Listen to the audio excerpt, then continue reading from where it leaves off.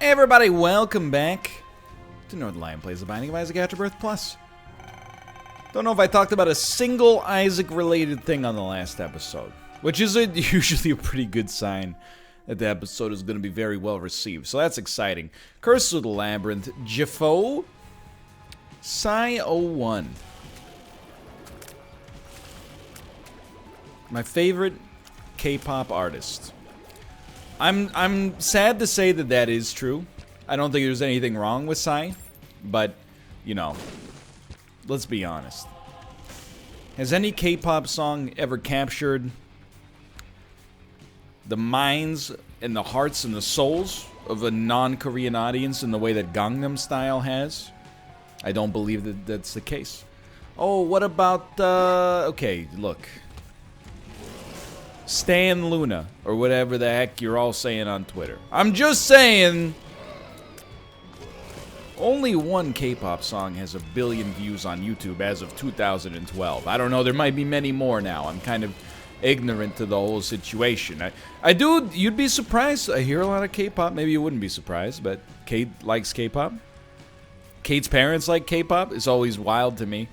Not in a bad way, but just in a, you know, it's like a cultural difference sort of way. That even like, you know, 65-year-old people from South Korea like to listen to K-pop. Just picturing like if I went over to my parents' house and they were playing like, you know, some Cardi B. The culture over here to some extent is at least that you know, if you're into like top 40 music, that's, you know, what you're into when you're, you know, let's say below the age of 40. Then after that, you age into the John Mayer tier. That's where you end up. Ooh, that new, that Michael Bublé covers album. He's got some good stuff on there. In case it's not clear, I think it's cool that they're still a part of the modern conversation, you know, as far as contemporary music goes.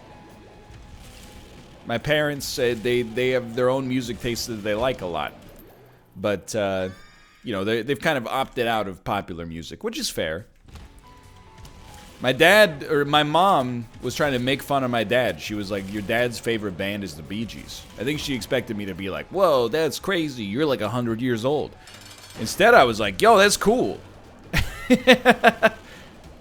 Look, I understand the Bee Gees are emblematic of the disco era. When I was growing up, disco was like, disco, it's the worst thing ever made. But it disco sort of came back, you know? Electronic music has become, like, really popular. I think you gotta admit the Gibbs all have fantastic voices. And you know, as far as I'm concerned, if you don't like the Bee Gees, you don't like Robin. If you don't like Robin, what the heck are you doing? Show some respect to the Swedish queen of pop music. I'm on your comment, clicking the thumbs down. Oh, sorry, I hit the button to go full screen. I was pretending to play the piano. Whoops, my mistake. So this is a great setup right here, obviously. You can stan Luna. I just asked that you stan Robin as well. Or stan nobody. It's, you know. But you don't need me to tell you that. You ever realize that Stan Luna and Luna is canceled are just two sides of the same coin? I don't know. I'm not talking about cancel culture. It's, you know, smarter people than me have said stuff about it recently. It's not something I have an interest in talking about, to be honest. Not because it's controversial, but just because, you know, it's not really what this series is about. I'm not afraid to talk about serious issues, or issues that I deem as serious, at least, in these Isaac episodes, but it's really more of like, I'm concerned less on a societal level, more on an individual level, if that makes sense. It may not, admittedly. Yo, this is extraordinarily great. You gotta be careful about taking a theme. But, I mean, we did it anyway, and I think it was the right choice, but you do have to be a little bit on the careful side. Telepathy should give you more than you might expect in terms of like the defense Because really, what you can do is pop telepathy, and then nothing that isn't a beam can hit you, or an explosion, I suppose. But it's very useful, like, for example, killing these enemies that otherwise would create those shots that could cause you problems. I'm more interested in the issues closer to the human level, if that makes sense. Less in the societal level, more in the, like, how would you choose to react in this situation sort of way, if that makes sense. I'm more interested in the Larry David-isms than I am in the, you know, Noam Chomsky. Just the way I was brought up is to be flippant about real-world issues. It's not totally true, but anyway. Have been watching some Curb Your Enthusiasm recently.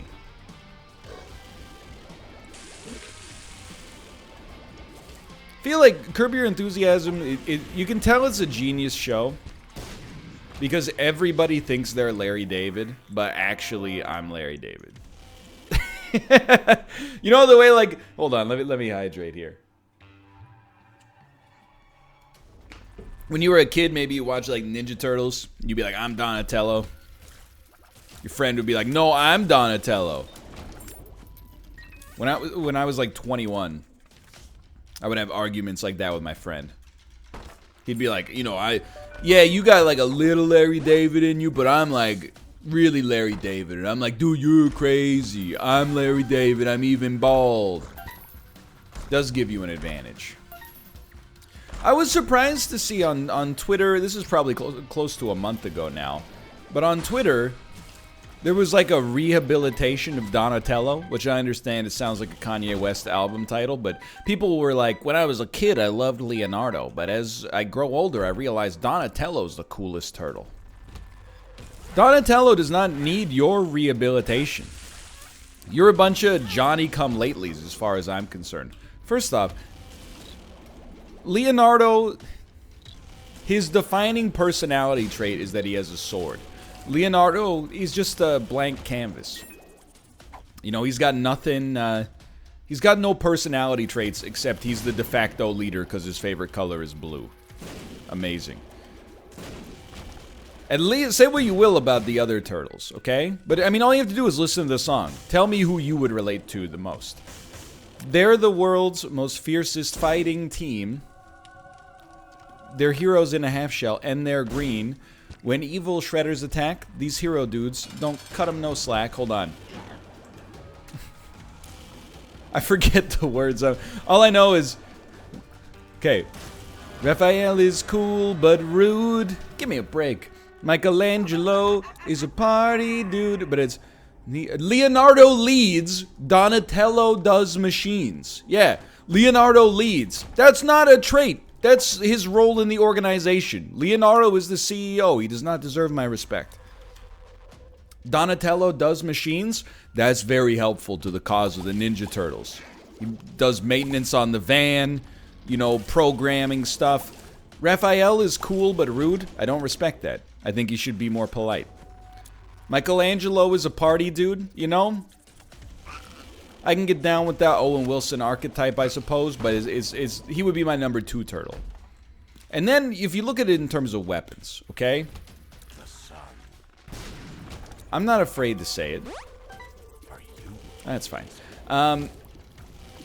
The coolest weapon in the Ninja Turtle universe is the nunchuck, okay?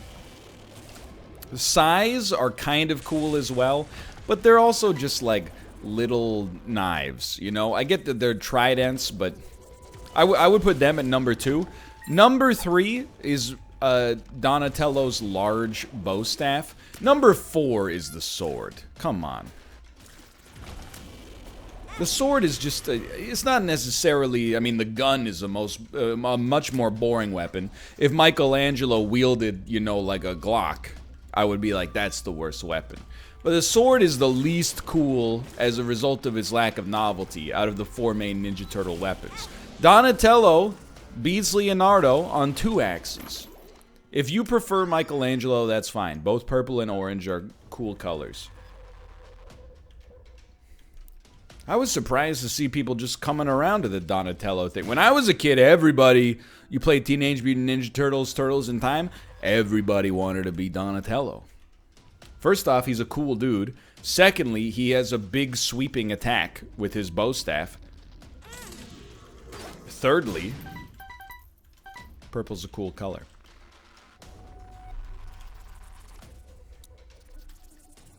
I mean, that's all I really got to say about that. To be honest. I don't really have anything deeper on the Ninja Turtles. I'm not much of a Ninja Turtles guy, just happened to be into them when I was a child. But if we're ranking them, I don't want to be too controversial. This can get you into a lot of trouble. If we're ranking the Ninja Turtles, it's got to be Donatello, Michelangelo, Leonardo, Raphael. For all the guff that I've said about Leonardo, my main knock against him is just that I think he's overrated. It's not that I actually think he's bad. Raphael has got to be the worst. I don't think rudeness is a desirable personality trait. And you know, cool but rude, to be honest with you, I see that as I see those as mutually exclusive. I don't think you can be cool and rude. You know, if I was at a restaurant with a cool guy and a waitress came over and he was like, "Hey Toots, what time do you get off?" I'd be like, "This guy, he's not that cool." Sure, he's wearing a leather jacket and a 35 bracelets, but I don't think he's that cool. I've decided that my definition of coolness and this guy's definition of coolness do not line up. We will not get along in all likelihood. Now, I'm not saying Raphael would do that. In the movie, he does have a little bit more. There's a slightly more nuanced character development going on with Raphael. He does. It's probably the first time I ever heard a swear word was watching the Teenage Mutant Ninja Turtles movie. He says the D word, which I cannot bring myself to say because I am a good boy. Darn!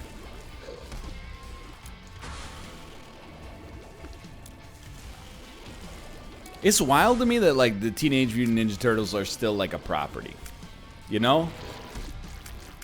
I think they're, like, the only property from my childhood that is still kind of going. Like, I inherited a lot of stuff, you know? Like, Mickey Mouse. That's not from my generation. Yeah, there were Looney Tunes when I was a kid. And Tiny Toon Adventures. But, you know, it's not like, oh, only 90s kids will remember freaking Donald Duck. Teenage Mutant Ninja Turtles, very much from like the late 80s, early 90s. I don't know if there's any like Biker Mice from Mars. Has that stuck around? Thundercats? I don't know. I never really liked Thundercats, to be honest. What about Pingu? Is there like a Pengu Neo Chronicles that's out now? I do not know. I don't know the answer to that question. Don't watch a lot of children's television anymore.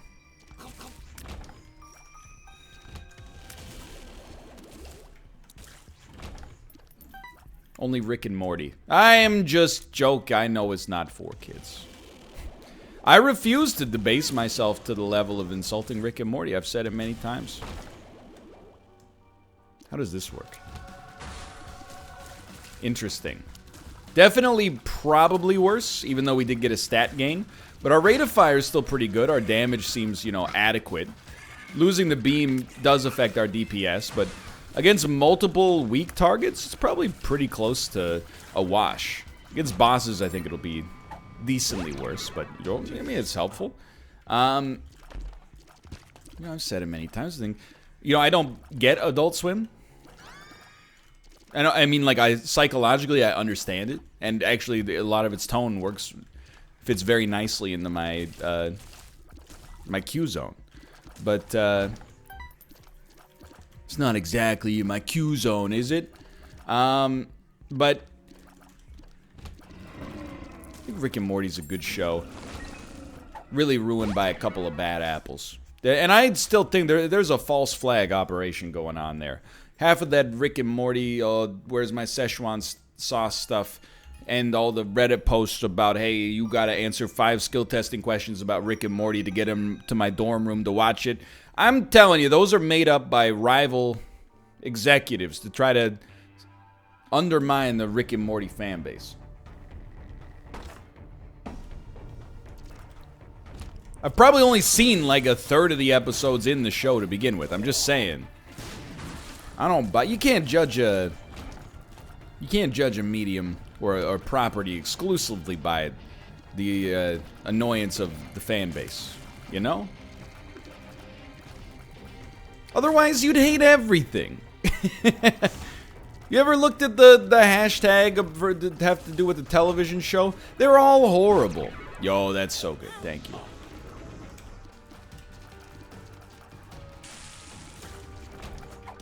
You'd never be able to watch a single television program. Except for the Snyder Cut. That's the only thing you'd be allowed to watch. Sorry, I'm floundering as I try to come up with a new conversational topic. I ever tell you guys, so I had a job interview once when I got the job, for the record, sweetheart, because it was pre-recession. You didn't have to have any qualifications, plus it was minimum wage, but still. That was back when minimum wage was a whopping $8 Canadian an hour. Please let me go. Regardless. Maybe it was $8.75, I don't know, it's been a while. I had a job interview once. And for the job interview, I remember, like, we did have private interview stuff, but the culmination of it was this, like, group problem-solving task.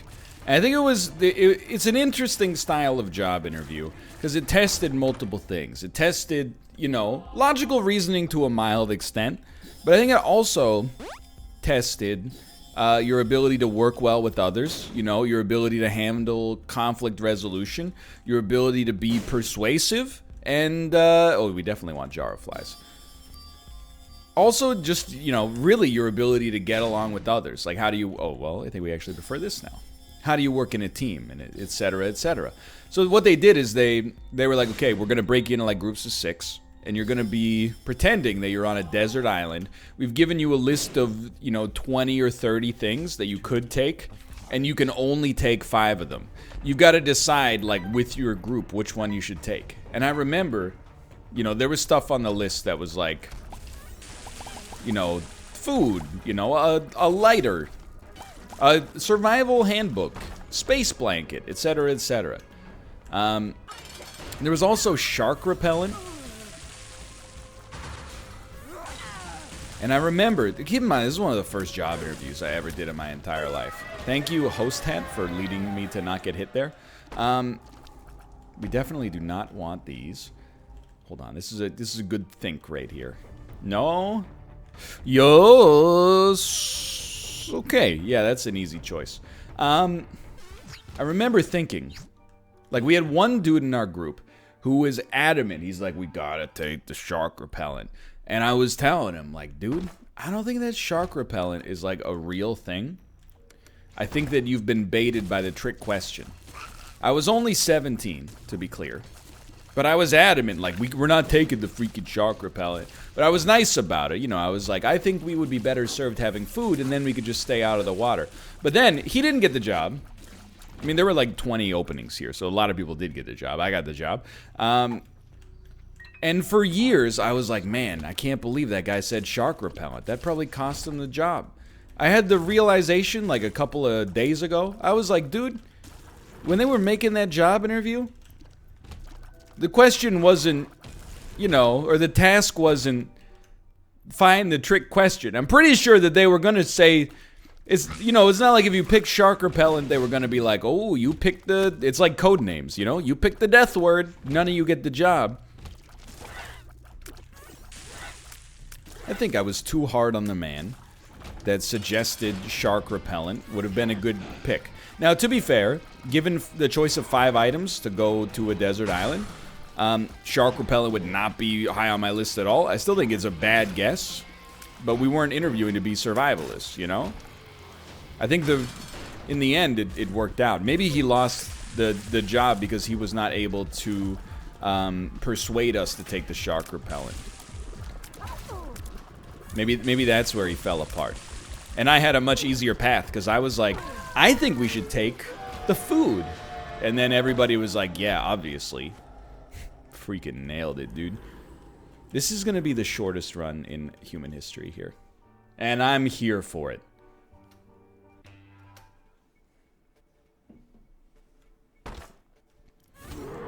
Definitely, I mean, to be honest, my employment history, very, very, I've had some weird interviews. So that one was unusual, but kind of fun, to be honest. When I went to get a job at, I applied to work at Canadian Tire, they gave, I wouldn't call it like an IQ test, but it was like a general aptitude test. And I know I bombed it. Because, you know, my brain has some gaps. Not physiologically, I hope. But, man, it's damage. In terms of, like, you know, if you're like, who's the main character in Albert Camus' The Stranger? I'm like, it's Meursault, dummy. What, you don't read? But some of the questions on this, like, they had a picture of a faucet, you know, like a sink pouring water, and then a spoon. And they were like, what will cause more splash? If the spoon is convex or if the spoon is concave? And I literally sat there for like 5 minutes trying to imagine it. And I was like, I don't know. I truly do not. I would not have been a good fit to work at Canadian Tire, but that interview was a big wake-up call for me. I was like, man, there are things in life I do not know. Later, I applied to work at Goodwill, and I had a lot of trouble finding work that summer. If you're really having trouble finding a job and you have a Goodwill in your area, I suggest applying if you're willing to do anything. Because every other job I went into, like, you know, Staples, and I'm like, hey, I want to apply for a job. I hopefully said it a little nicer than that. Hey, is your manager around? I'd really like to put my, I'd like to hand in my resume. They'd give you like an application, you'd fill it out, they'd never call you, etc., etc. So I was struggling to find work, you know, my first summer off from university. I went to Goodwill and I was like, hey, can I speak to the manager? I'd like to apply for a job. They brought the manager out and she was like, can you lift 35 pounds? And I was like, yeah. And then she was like, can you start tomorrow? And I was like, yeah. And she's like, okay, you got the job. That is a huge red flag, just for the record. I'm not saying you have to be, you know, a skilled worker to... The duties of the job were quite simple. They were rudimentary, let's say. But still, any job where you get it just by asking for it, in 2019, this was 2007, but in 2019, that should raise some red flags, you know? And I did end up quitting that job after 3 weeks because I got a better one. But I remember I applied to work as a database administrator. And, like, again, I was a summer student. You know, you get 3 months of work out of a kid that's in university. They didn't, and I'm not trying to defend myself on this one. They didn't know what they wanted, okay? But they did, like, when they wrote the ad, they were like, good with computers. What they should have written is at least some experience in administrating a database, having, like, we're looking for a computer science student or, like, a web development student or something like, not that web development, you know, really existed that much in 2007, I guess, as a scholastic endeavor. But regardless, what they wrote is, you know, aptitude with computers is a plus. I'm apt with computers. I went in and interviewed, and they were like, so how would you set up this database? And I just said what popped into my head. I was like, well, you got to make sure that, you know, I knew a little bit. I was like, you know, you got to make sure you have, like, a specific identifier for each individual that, you know, serves as a key, and then you can attach all the other, you know, data to that. Something along those lines. Imagine my surprise when I got the job, and then, like, day one, they were like, yeah, another, like, college student who was in a computer science program applied, but your interview was better. I was like, yikes. You guys do not know what you're doing at all. Anyway, that job went fine. But just for the record, I learned a lot, but it was on-the-job training. I did a phone interview to work in Korea once, and I'll never forget. They were like, how would you handle it if a kid like was yelling and being disruptive in class? And I said I would ask them politely yet firmly to stop, and if they didn't, I would simply send them to the principal's office. It's a very naive way to handle children. You got to trick them into discipline. You can't be like, excuse me, you're going to fail 3rd grade optional English class if you don't quiet down. They don't understand that. You got to be like, I was going to give you a piece of candy, but now or we were going to play the ball game where you throw the sticky ball at the wall and I draw the bullseye with the whiteboard markers, but now Tony is ruining it for everybody. And then the whole class is like, we hate you, Tony. And then Tony will behave. And you bring him back at the end of the class. Anyway, for now, thanks for watching. Hope you've enjoyed the episode. If you did, click the like button. It was a great deal. Of course, subscribe if you want to see more in the future. For now, thanks for watching. I will see you next time. See ya!